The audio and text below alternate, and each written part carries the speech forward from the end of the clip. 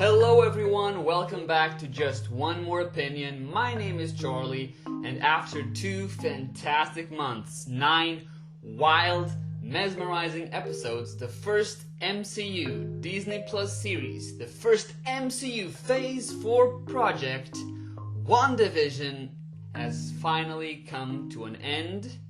And so today, I will be sharing with you my thoughts on the show as a whole and review each episode as well. I hope you enjoy, and let's begin. Okay everyone, before I begin, I wanted to remind you that I will be going heavily into spoilers, as the title of this episode suggests. So if you haven't watched the show, or the final episode, please don't listen to this right now. Go and watch it, and then please come listen to this. Okay, this is your only warning, my friends. Also, just so you know, I'll be dividing this episode into 3 parts. First, I'll do an overall review of the series, the entire season, what I thought about it, what I thought they did well, not so well, without many spoilers. And then I'll do a more intricate, thorough review of each episode, walk through every single one and comment on its themes, Easter eggs, WTF moments and aesthetic, etc. And finally, I'll wrap it up with some more closing thoughts and talk about where the MCU will go from here, since this show connects directly to Doctor Strange 2 and a bit more indirectly to at least 2 other projects. Plus, if you are interested, I'll be releasing tomorrow a bonus episode ranking all 9 episodes from WandaVision, from the worst to the best, based solely on my opinion. And that's going to be a much shorter episode, by the way. And there are some construction going around outside my house, and I hope they don't make a lot of noise. But if you hear something, I'm sorry. There's nothing I can do about it. But yeah, okay, let us start. WandaVision is unlike any previous MCU project. Just for that, it wins a gold star from me. What Marvel, Feige, and all the crew were able to devise here is really something special, something different, unique, and undoubtedly awesome.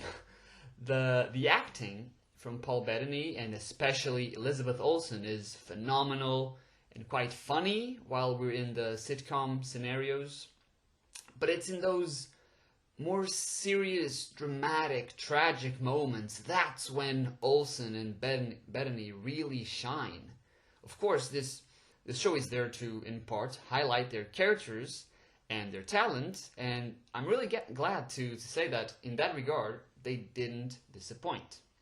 While some people felt bored by the sitcom element of WandaVision, especially during the first 3 episodes, I honestly loved it.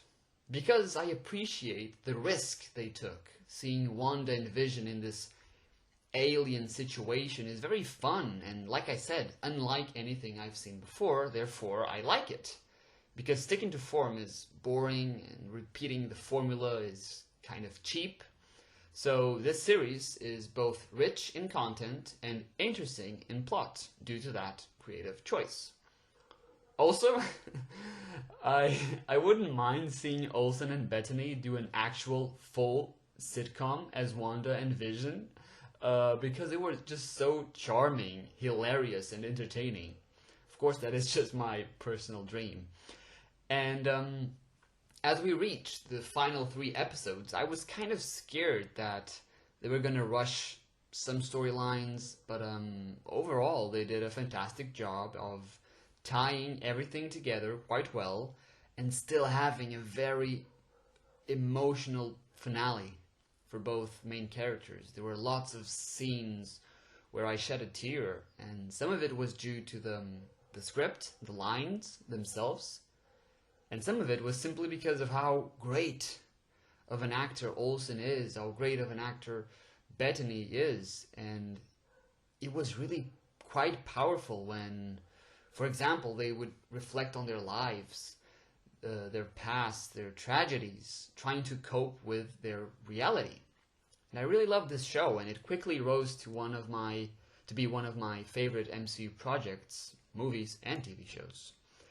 If I had to rate WandaVision, I'd give it an 8.5 out of 10. But this one, much like Endgame, is another love letter to the fans of both comics and the cinematic universe. If you haven't followed the MCU, you won't understand some of the nuances they left in there, some of the plot points, some of the references, of course. But also, if you have followed the MCU and you prefer full-blown action from your superhero movies and shows, you might be a bit disappointed as well, since, in my opinion, this is more of a character study of Wanda Maximoff, sorry, with action on the side. And thankfully for me, that is my favorite type of superhero content. So I honestly didn't mind. In fact, I adored it. So yeah. Let us go now to our episode walkthrough section. Here I will quickly summarize the episode in question. I'll talk about the themes and references it makes and the best moments, and say what I loved most from each. So let's start with episode 1, called Filmed Before a Live Studio Audience, because it was. Wanda and Vision, my god, have arrived at Westview, New Jersey, and they are trying to fit in the roles of helping wife and hardworking husband by preparing a delightful dinner/breakfast to Vision's boss and his wife. The setting of the episode is the 1950s. The sitcoms it is inspired by are The Dick Van Dyke Show and a bit of I Love Lucy. And this is the first episode in black and white. The comedy is quite goofy and cute, a clear homage to the shows of the 50s. And both of our main actors do a great job at transitioning from full-blown superhero blockbusters to this smaller scale, smaller screen, superficially inconsequential comedic stories. It's really something to see, and it's very well made indeed. And besides the smaller roles of Mr. and Mrs. Hart as the dinner guests, we have Catherine Hahn introduced as the nosy neighbor Agnes, clearly with a hidden agenda of her own, but on the whole just being the comic relief character. The only great Easter egg present in this episode is a wine bottle labeled Maison du Mépris, which translates to House of Contempt, but if we don't translate the Mépris, then it's House of M. A very important Scarlet Witch comic storyline that you might have heard of. Just a fun little reference that blew every fan's minds if they noticed it. And this episode is also the first of 6 where we have an advert in the middle of it. This week's advert is for a Stark Industries toaster with the slogan being, "Forget the past, this is your future." And with the first color invasion, with a beeping sound on the toaster being accompanied by a red blinking dot. And red. Similar to the Stark missile inside Wanda's family house in Sokovia that haunted her and their brother Pietro for years. And for me, the best bits of this episode were the dinner scene, when Mr. Hart chokes on some food and Wanda and Vision tune out of this reality they're in and act as though they are back in the normal MCU reality to save the man. It is quite frightening and awesome as well. And the other moment happened at the end when we see someone watching this episode of WandaVision while we watch them, making us believe that the next episode would show us some more of this reality intervention moments. So let's go to episode 2, Don't Touch That Dial. Inspired by the 60s shows Bewitched and I Dream of Jeannie, again, still in black and white, with color creeping in right at the end. And this one was much more interesting, I would say, at least for me. It introduced Teyona Paris as Geraldine, and we had more reality meddling events with a small red helicopter toy from Sword, more on that later, the strange beekeeper at the end, and the radio message directly to Wanda. The overall theme of this episode is for the children. That's what's shouted by many Westview residents throughout the episode, which sounded as well like very cult-like, especially because there are no children around in Westview. And the initial premise of the story is about Wanda fitting in with the women and Vision fitting in with the men, and it converges with our super couple doing a magic show with a little too much magic. And the editing on this episode is just sublime and fun. Classic stuff from that decade in TV history. The ad for this week is for a Strucker watch with the slogan, "He'll make time for you," which alludes to Wanda's time at Hydra as a volunteer, and more on that later as well. And there are some shocking references to the devil just sprinkled throughout the episode, which ends with Wanda getting magically pregnant and the image turning to color out of nowhere, like I said. Meaning that episode 3 would probably be about Wanda's pregnancy, which it was. Called Now in Color, episode 3 is all about pregnant Wanda rapidly getting closer to giving birth and Vision just freaking out. We're in the 70s now, and sitcoms like The Brady Bunch and The Mary Tyler Moore Show inspired some of the comedy and setting choices of this episode. Wanda is losing some of her apparent control on Westview, on her sitcom shenanigans, and Vision seems to be figuring out that something strange is happening. The ad for this week is for a Hydra soap with a slogan, "Find the Goddess Within," again alluding to Wanda's time as a volunteer for the evil organization. And it is Geraldine who helps this goddess to give birth to Tommy and Billy, twins just like her, and Pietro, whom she mentions in a devastating moment to Geraldine, who speaks about Ultron.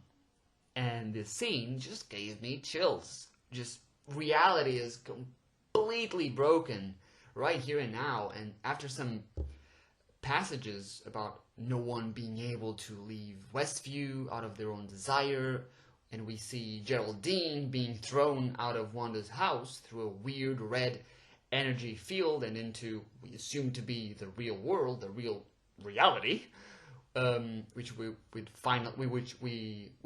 would definitely explore more of in the episode 4, the next one.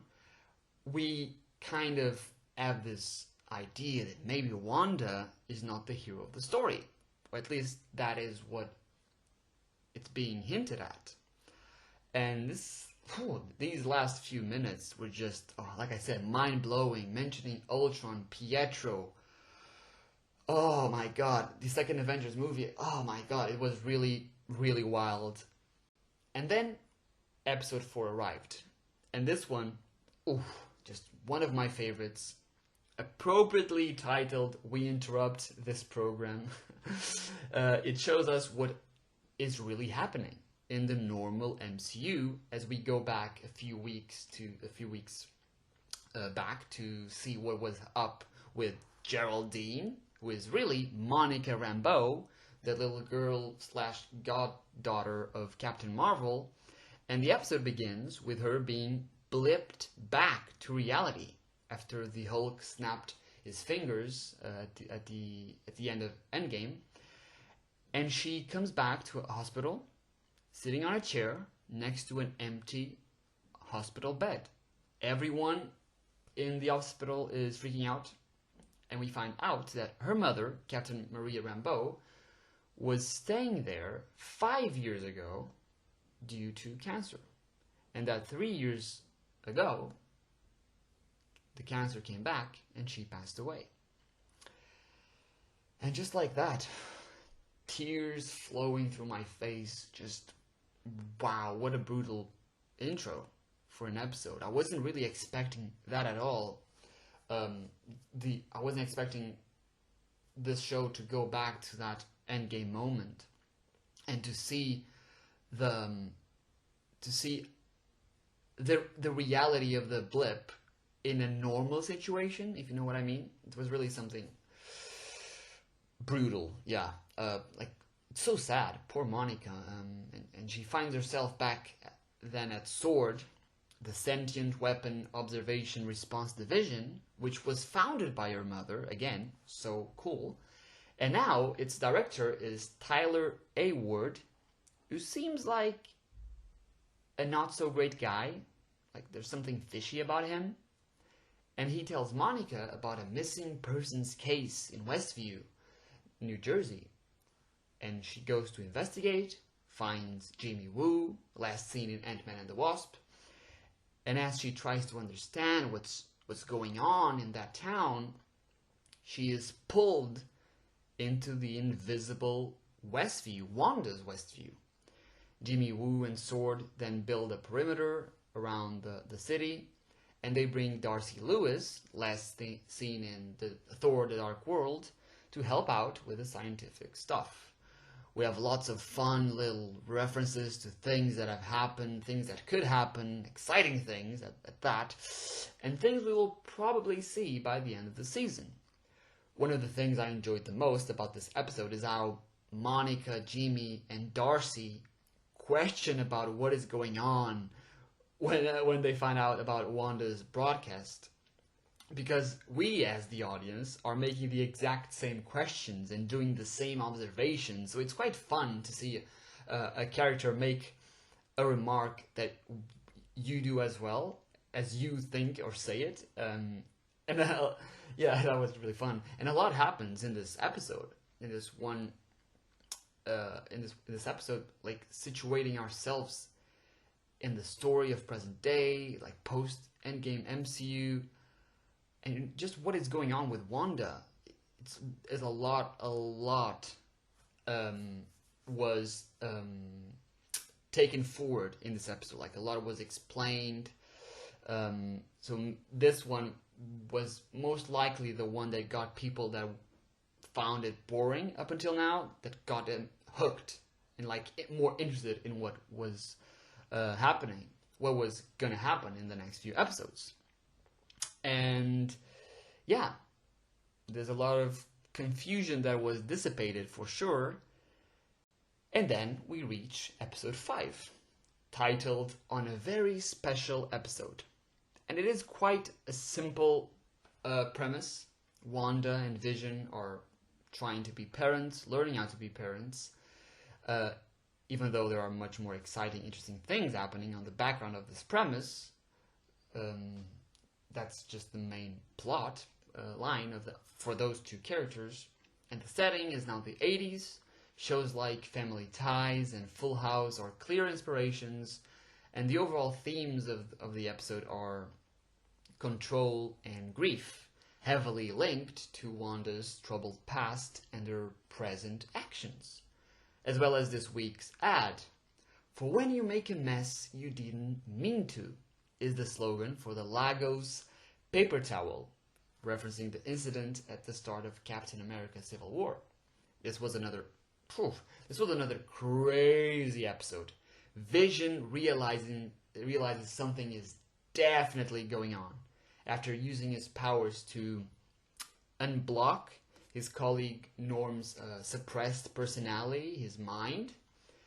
And Wanda leaves the X, which is the name for Westview ideal reality, like the perimeter, and confronts SWORD and Monica, who seems to be changing biologically after going through the energy field twice, hinting at Monica's transformation into photon, or spectrum, just like in the comics. And of course, we have that mind-blowing finale. Pietro Maximoff shows up at Wanda's door, but it is not Aaron Taylor Johnson who is playing him. It's Evan Bloody Peters, who played Quicksilver in the X-Men movie franchise. Crazy stuff. Wow. Just wow. Plus, the twins in this episode grow up insanely fast. They go from babies to 5-year-olds and then to 10-year-olds as they wish, just like that, alluding to Wanda's lack of control with them. And there is even one scene at the end where, before the Pietro surprise, where Wanda has a moment to reflect about what she is doing, and she is a bit hypocritical about it, but only because she is in immense emotional pain. And so the next episode would focus on this new Pietro, and we would probably find more about this mysterious aerospace engineer that Monica mentions at the start of the episode. Like, theories started spreading around who this mystery character could be. I had a theory. I had like 3 different theories actually. And plus, Vision is much more active in his pursuit of the truth. So then, episode 6 arrives. It is called All New Halloween Spooktacular, and my god, what a great, wildly entertaining episode. Evan Peters is so good in this. Having him on, interacting with MCU Wanda and Vision is purely a fandom dream come true. We move to the 90s, and Malcolm in the Middle is the obvious influence here. I mean, to the point. And the premise is, again, quite simple on the surface. The twins spend Halloween with their uncle Pietro, who is sort of a man-child, not a great role model for young Billy and Tommy. But the great thing about Pietro being back is his super speed that looks as smooth as ever. Wow, I missed that. I missed his power. I think it was so cool and so technically well done in Age of Ultron, when it was Aaron Taylor-Johnson being the enhanced individual and not Evan Peters, but still, like, it looks so good and I love it. And the central theme of this episode is memory. Why can't Wanda remember the stories Pietro tells? Why can't Vision remember a life before Westview? All that intrigues our main protagonists to take action.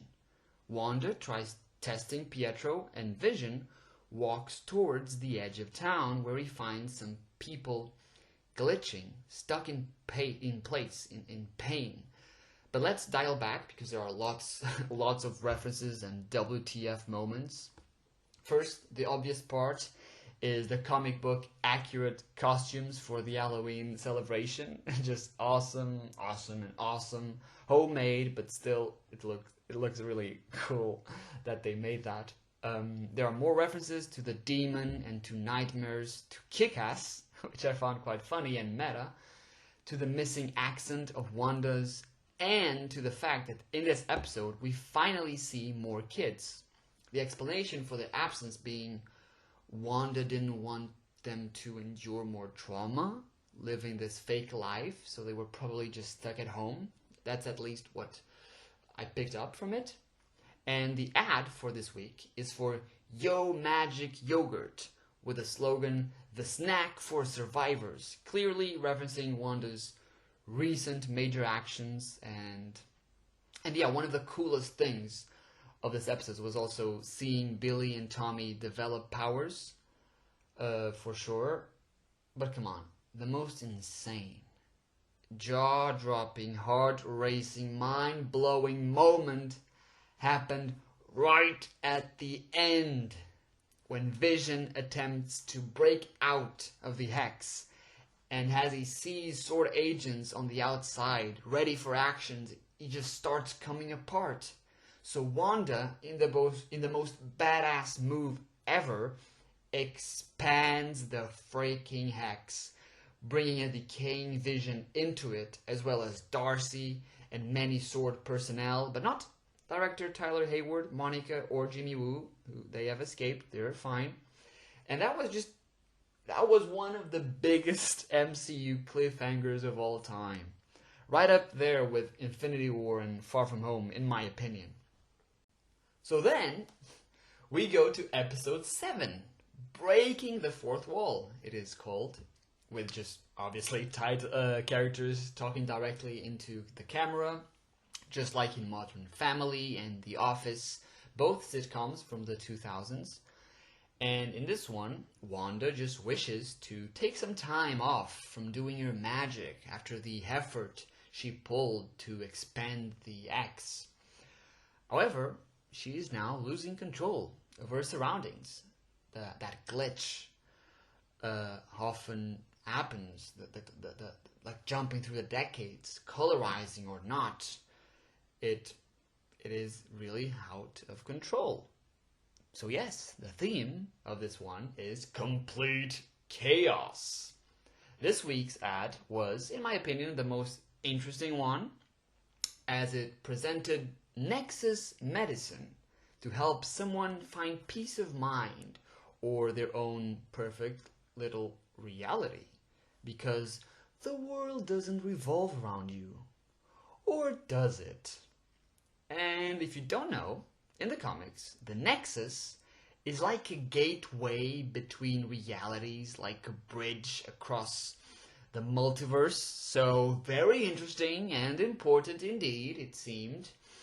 And Vision, now safe and sound back inside the Hex, teams up with Darcy and they go on sort of a road trip back to Wanda, who is at home resting. Darcy explains to Vision that he was what had happened to him. She mentioned Jarvis, Ultron, and Thanos, which is really cool. And meanwhile, Wanda leaves the kids with Agnes, so she could be more relaxed.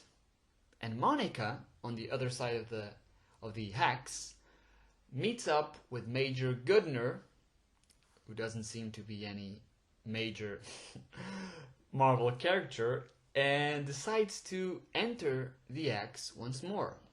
Although turbulent at first, Monica forces herself into Wanda's reality, and her already changing DNA is once again transformed, and she gets some new powers, probably as a setup for her super role, like I said before, as Photon or Spectrum.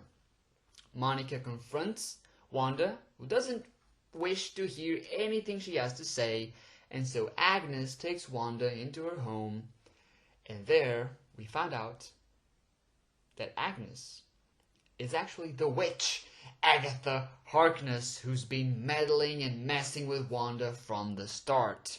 And we get that great, hilarious song, Agatha All Along, that rhymed, to finish the episode. But for the first time in the show, we have one post-credit scene with Pietro discovering Monica snooping around Agatha's place. Now I have to say something. Most fans already predicted, like even before the show started, that Catherine Hahn was actually playing Agatha Harkness and not Agnes. So that wasn't really a surprise to the fans, the actual fans of Marvel, of Marvel Comics. And it was hinted in this episode that this Pietro, Evan Peters' Pietro, wasn't actually any multiverse connection to the X-Men franchise.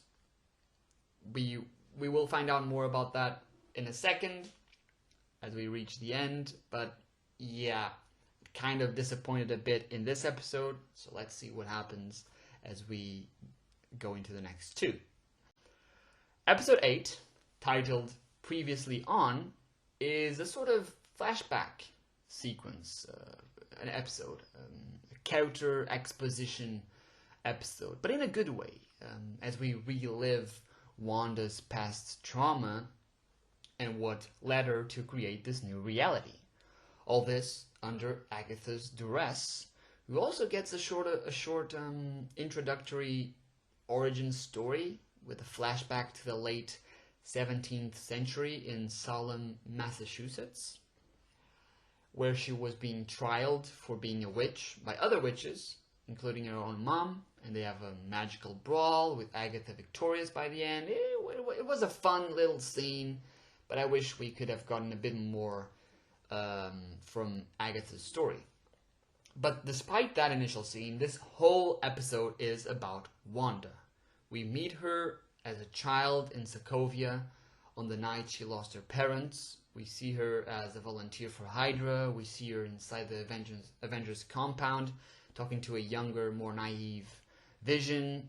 And then we see her right after Endgame, and we see what really happened at the Sword facility. And this whole episode, it was very emotional. Elizabeth Olsen does a fantastic job, really powerful stuff. We get an explanation for the sitcom choices. We get a callback for a really damn sad line from Infinity War. And of course, for the first time, the best thing ever, Wanda Maximoff is the Scarlet Witch. Oh my god. Oh my god. Wow, wow, wow, wow, wow. When Agatha called her the Scarlet Witch, I freaked out. I loved it so much. It was really the best thing ever. It was just insane. And I could not wait for episode 9, because that's how it ends, with a name drop. Boom! And one of the reasons I could not wait was because another freaky post-credit scene exists in this episode, when we see a white Vision, the original Vision, as a sword weapon. Not to mention that the fact that the Vision we have been seeing for the past 8 episodes was in fact just a complete creation of Wanda. My god. So we had a lot to check out come the 9th and last episode. And yeah, this one, it was really intense. I was not expecting, like, it kind of misled us into thinking some things. I'm not gonna, for example, into thinking that Wanda had stolen Vision, that, oh my god, that Wanda and Pietro survived the Sokovian, let's say, attack on their home, because the Stark missile was just malfunctioning, and it maybe wasn't. Maybe it was Wanda. Like Agatha says, she conjured a probability X, something like that.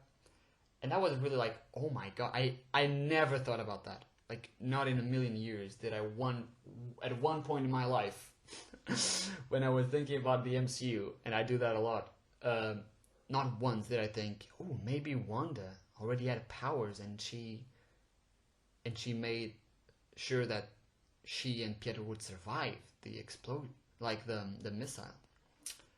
Just insane. Just insane. But let's continue. When episode 9, the series finale, it is called, arrived, I was ready for it, and I wasn't ready for it. Wow, it was unbelievable. It was unbelievable. There's so much to talk about. So yeah, let's begin. Pretty early on, Agatha lets Wanda and the audience know that she can take Wanda's power for herself. So anytime Wanda uses her tricks against Agatha, there is a chance that the evil witch will just grow stronger and remove some of Wanda's life force away. Then White Vision, Sword's Vision, arrives with the intention to destroy both Wanda and her Vision, who takes on the role of protective family man, and fights himself in a spectacularly choreographed sequence, really something out of the movies. I love how, like, there's no, like, these last 2 episodes seemed like a full movie. Like, the whole show feels like a full movie, and it's just great to see it in a streaming platform and not in the big screen. It's Great. Billy and Tommy hide for a bit, but then they have a moment to shine later on, and Monica Rambeau, who had been imprisoned by fake Pietro, realizes that this speedster is in fact Agnes's husband, Ralph, who is really just an actor. Kind of a bummer, because it is Evan Peters, but okay, Marvel, fine. He was just under a spell, and after Monica breaks it, she goes outside to help out as well. There are a lot of fun, mind-blowing references in this episode. We have the crazy-looking magical book Agatha has is indeed the Darkhold, probably the most prominent mystical manual in Marvel Comics, and that was just super cool. Agatha says that the Darkhold has written on it things about the Scarlet Witch, and one of those things is that her chaotic powers make her stronger and more dangerous than the Sorcerer Supreme himself, meaning Doctor Strange. Again, what a hoot to have that mentioned. We also have a very difficult moment for Wanda when she is confronted by the people, the real people of Westview, out of her control. And we understand once again that she has kept all of the children inside their homes to keep them safe from trauma, like Wanda wasn't, perhaps. That was just my take on it. And so to do the right thing by the people, by the Westview citizens, after Agatha mocks her by saying, "Heroes don't torture people," Wanda opens up the hex, there's an opening in the hex, and Wanda lets everybody out. But as she does it, Vision, Tommy, and Billy start disintegrating, coming apart. So she reassembles the hex again and continues to fight Agatha. Meanwhile, because there was an opening for a moment in time, Hayward's team enters Westview to confront Wanda also. And so our heroes divide. Wanda faces Agatha again, Vision battles Vision again, and Monica and the twins neutralize the military agents, with Monica showing off more of her new powers. And then we get a great callback and an awesome scene. The callback is Wanda using her nightmare tricks on Agatha, even though it doesn't really work that well. And yeah, that is a callback to Age of Ultron, when she did the exact same thing to the Avengers. Honestly, when it happened, when I saw that, I was like, oh my god, what a great callback. I loved it. And the scene, the beautifully written scene, is when Vision tries to put some sense into White Vision by summoning the philosophy of the ship of Theseus, which wasn't something I was particularly aware of, but the concept of it is quite familiar and intriguing. So their little chat about who is the true Vision, the real Vision, both are the real Vision. That chat, that conversation was just one of those Vision moments that make him him, and I love him for that, for being able to articulate in such a profound way. Ever since Age of Ultron, like, Vision has been dropping these inspirational, motivational, deeply philosophical speeches that I just adore. It's really great. And so, after he does that, White Vision realizes he's just a puppet for Hayward, and the colorful Vision resets the White Vision's memories and shows him the truth, and then he flies away, freed. That was really just coolio, very cool. Then Wanda is able to trick Agatha once more by blocking her powers and unleashing her true nature as the Scarlet Witch with a full costume, a fan-freaking-tastic costume, by the way, I love it. And then she takes Agatha's powers away and turns her into the nosy neighbor, Agnes, just like she wanted to, just like she made herself to be in episode 1. But before Agatha becomes Agnes, she warns Wanda of an upcoming threat that she has just released. hinting at the upcoming Doctor Strange 2's main villain, which can be Mephisto, must be Mephisto, after he wasn't this show's villain, sadly. He was also the best, really, but yeah. And so, the day is saved, but Westview isn't. Wanda and Vision tuck Tommy and Billy away in their beds and say goodbye. As the hex starts disappearing, Wanda has one last moment with her loved one. And this scene, man, it was so damn sad. I can't even. Once again, Wanda loses Vision all over again. Only this time, their goodbyes maybe aren't eternal. Maybe he will return once again. Meaning, Vision is the new Loki. No, I mean, White Vision is around. We'll see what happens with that. Wanda then leaves Westview, and a post-credit scene reveals her new homely location deep into some Sokovian-looking mountainside, maybe, where she is using an astral projection of herself to learn about the Darkhold's magic, just like Doctor Strange did in his movie. And she hears Billy and Tommy's voices when she is learning the tricks, the magic tricks, hinting at her future attempt to bring them back into existence, probably in Doctor Strange in the Multiverse of Madness, which is really exciting.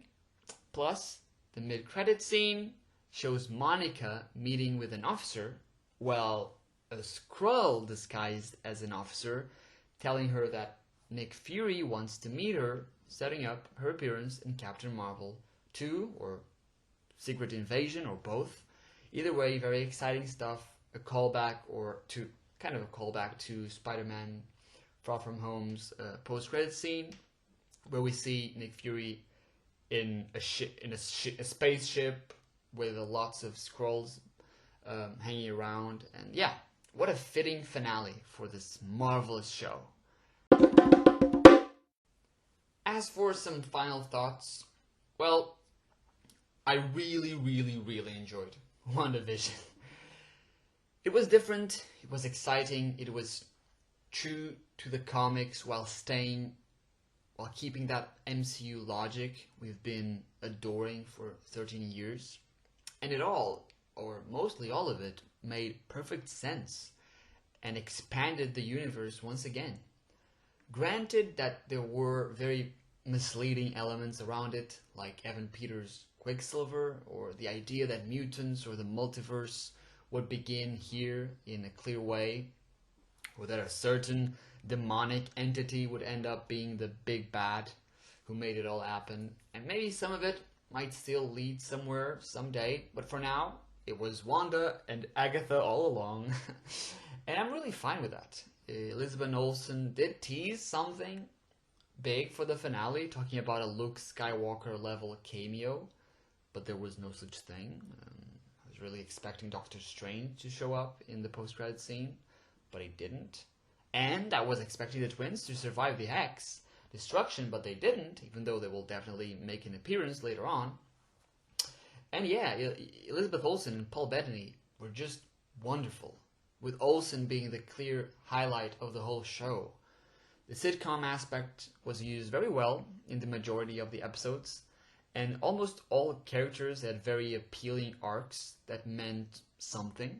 The pleasantly surprising one being that of Monica Rambeau, because I was not expecting that episode 4 backstory episode to show us what it did. It was really jaw-dropping. And yeah, Jimmy Woo returning, he was also lots of fun to have around. Darcy Lewis wasn't as annoying as I thought she would be. I found her really irritating in the first 2 Thor films. Sorry, Kat Dennings. Catherine Hahn as Agatha Harkness was also very amazing and fleshed out, although I still wanted to know more about her, so fingers crossed that she shows up in Doctor Strange 2. It was hinted that such a thing could happen, but we'll have to see. Jet Klein and Julian Hilliard, who played the twins, were very charming, cute, and just fun to watch. I don't know if they will return, if they will be brought back, as they are too young to be a part of a future Young Avengers roster. So maybe another two young adult or teen actors will play the twins in the future. But we'll have to wait and see for that. And the other character who might not return is Tyler Award, director of Sword. Well, he probably lost that title in the end. He had a very interesting arc going on in the middle of the show, but he was kind of overlooked in the finale, which was a shame, as he was one of the few antagonists of the series. But yeah, to wrap up, WandaVision was amazing. Really unique, and in a sense, groundbreaking even. I love when Marvel takes these chances, and I hope they continue to do so. Wanda Maximoff was already one of my favorite MCU characters, and after this show, after she becomes the Scarlet Witch, she may well be my favorite MCU character right now. I cannot wait to see what happens in Doctor Strange, in the Multiverse of Madness, when she returns alongside Benedict Cumberbatch. And yeah, that movie will release in just over a year, on March 25th, 2022.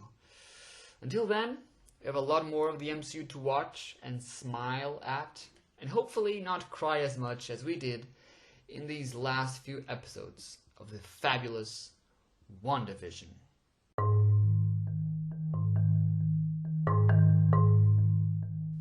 And that is it, guys. I hope you enjoyed my review and walkthrough of WandaVision. How did you find this show? The very first MCU Phase 4 project. Let me know in the comments if you're listening to this on YouTube, or if you're listening to this on Spotify or another podcast streaming platform. You can find me on social media. The links are in the description of the podcast, and we can have a chat over there.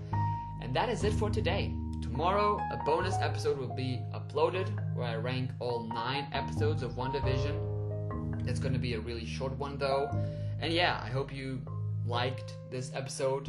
This has been just one more opinion. I have been Charlie, and you have been awesome.